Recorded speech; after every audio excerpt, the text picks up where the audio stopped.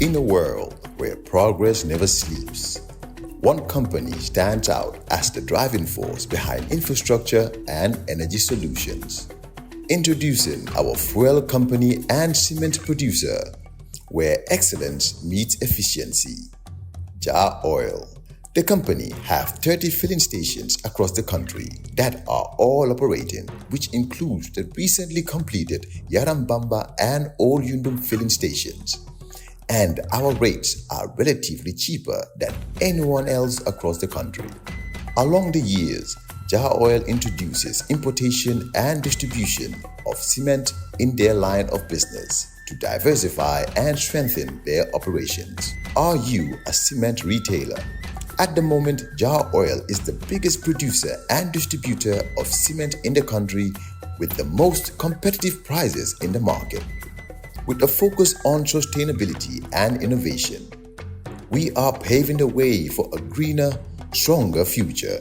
Trust in us to fuel your projects and lay the groundwork for success. We currently produce over 25,200,000 bags per year. As the largest cement producer in the country, Jah Oil also targets to export cement to the neighboring countries like Guinea-Bissau, Guinea-Conakry, and others. Join us on our journey to shape a world where every drop of fuel and every bag of cement makes a difference. Together, we can build a brighter tomorrow. Well, on the same issue, another author and former Gambia National Army Commander Lieutenant Colonel Sheriff Samsudeen Sarr holds a different viewpoint. So let's go back to Lamin Cham of the Standard newspaper. For the past week, my ears have been bombarded with a cacophony of forwarded messages, both in written and verbal form, decrying the National Assembly members of the National People's Party NPP and their coalition partners for voting against the bill that allegedly disenfranchises diaspora Gambians. The outrage, although loud, follows a predictable script. Once again, the usual opposition chorus, composed of domestic party loyalists and a handful of self-appointed diaspora revolutionaries, has seized the microphone, spinning a narrative of victimhood and betrayal. But what piqued my interest in this controversy, however, was not the bill itself, but the familiar faces orchestrating the uproar. These are the same career demagogues who reject every government initiative with clockwork precision, often without proposing a single viable alternative. Ironically, most of them have never held administrative roles or wrestled with the complexities of governance. From their self-righteous vantage points, they fling criticisms, mistaking loudness for wisdom.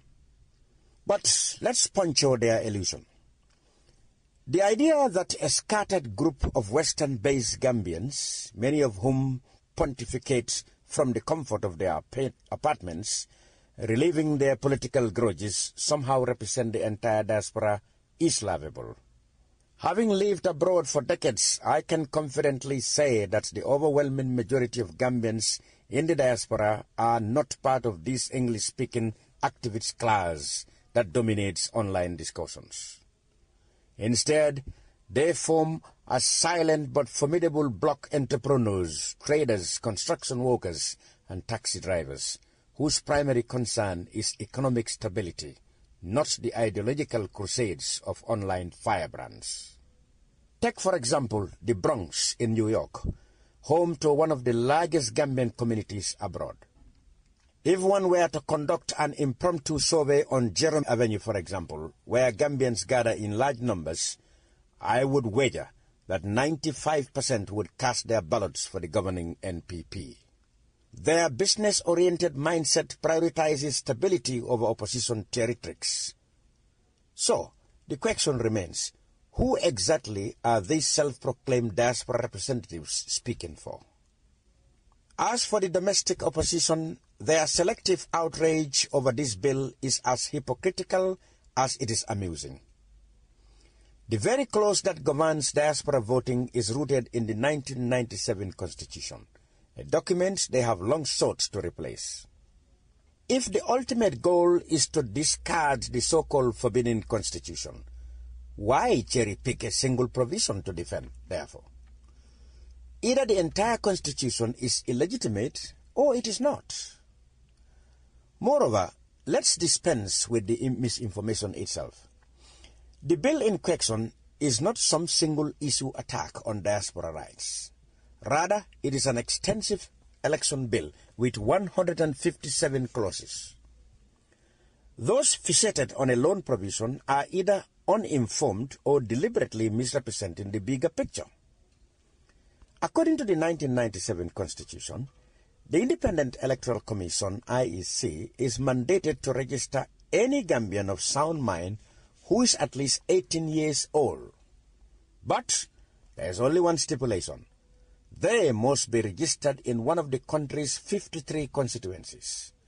This means that if diaspora Gambians wish to vote, they are free to return home and cast their ballots in their designated constituencies, as some have already done, in fact. But let us entertain the opposition's argument for a moment. If the government were to allow diaspora voting as they demand, the IEC would have to provide ballot boxes for every constituency and distribute them worldwide. Logistically, that is a nightmare of absurd proportions. The government's proposed alternative, which is a constitutional amendment that establishes designated diaspora constituencies, is a far more practical and forward-thinking solution. This would allow Gambians abroad to not only vote, but also elect their own representatives to the National Assembly. If this isn't a more logical and effective approach, then what is? Now, let's talk about the so-called injustice of barring dual citizens from holding political office. Both the 1997 Constitution and the 2020 Draft Constitution maintain stringent restrictions on dual citizens vying for key positions in government. Yet, the revised 2024 Constitution offers a groundbreaking shift by lifting these barriers, allowing dual citizens to contest for office. That is progress. But of course, the opposition remains entrenched in their dogmatic stance, ensuring that meaningful dialogue on these developments is drowned out by their relentless antagonism.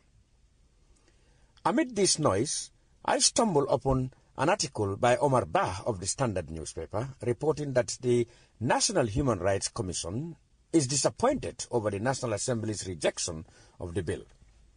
Well, predictably, the Human Rights Commission parroted the opposition's talking points, insinuating government complicity in suppressing diaspora voting rights. But let's place this in a context. Out of Africa's 54 foreign nations, only a handful, Senegal, Algeria, Angola, the Cape Verde Islands, Mozambique, Tunisia, South Africa, Cameroon, Cote d'Ivoire, and Niger, have provisions for diaspora voting. Notably, none of the ECOWAS Anglophone nations have adopted it, a testament to its complexity. Rather than fanning public resentment with emotionally charged rhetoric about diaspora remittances, the Human Rights Commission should have offered practical solutions for implementing diaspora voting in a way that aligns with national realities. But, as we all know, the Human Rights Commission is stacked with hardcore opposition loyalists whose allegiance lies not with objective governance, but with political activism disguised as human rights advocacy. At the heart of this entire debate lies an inconvenient truth. That is, without a consensus on adopting either the 2020 or 2022 draft constitutions, the Gambia is left with a stark reality. The 1997 Constitution remains the legal foundation of the state. Instead of waging an ideological war over which draft constitution should be accepted, why not take a pragmatic approach? Why not revisit the 1997 Constitution, reinstate beneficial provisions that were removed from the original draft, and eliminate those that no longer serve the national interest? This remains a viable common-sense option, one that was previously suggested by Halifa Sallah and deserves serious consideration. For now, the opposition can continue their theoretical outrage, But the majority of Gambians, both at home and abroad, are more concerned with governance that works, not political posturing that leads nowhere. The thoughts of retired Lieutenant Colonel Sheriff Samsudeen Sarr, read for us there by Lamin Cham.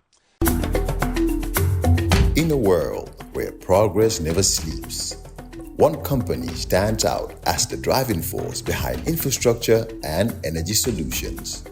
Introducing our fuel company and cement producer, where excellence meets efficiency. Jah Oil.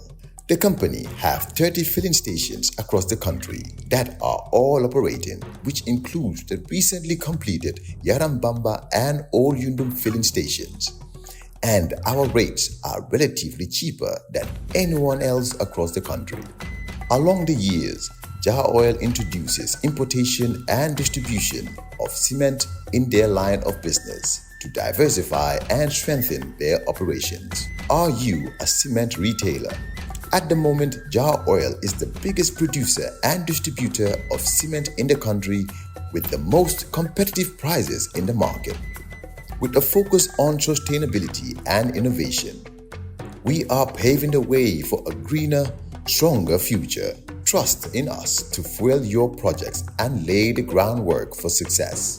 We currently produce over 25,200,000 bags per year. As the largest cement producer in the country, Jah Oil also targets to export cement to the neighboring countries like Guinea-Bissau, Guinea-Conakry, and others. Join us on our journey to shape a world where every drop of fuel and every bag of cement makes a difference. Together, we can build a brighter tomorrow.